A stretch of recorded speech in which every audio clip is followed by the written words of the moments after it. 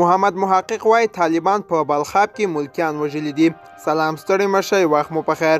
په لوی افغانستان چینل کې د تا ښه راغلاست وایم. د نویو تازه خبرونو لپاره لوی افغانستان چینل سبسکرایب کړئ. محمد محقق وایي طالبانو په بلخاب کې ملکیان وژلي دي.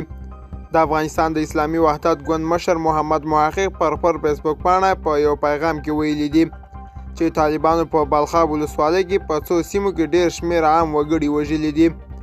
د هغه په وینا سره له دې چې ډېرې هڅې شوي تر څو د بلخاب کې جګړه ونه شي، خو طالبان له مخې د بلخاب اوسېدونکي د خپلو پرېکړې کړې وه او د بدري قلو اردو منصور او الجاري قطعو په تشکیل سره 8000 کسیزه ځواکونه برابر کړي او برید یې کړی و.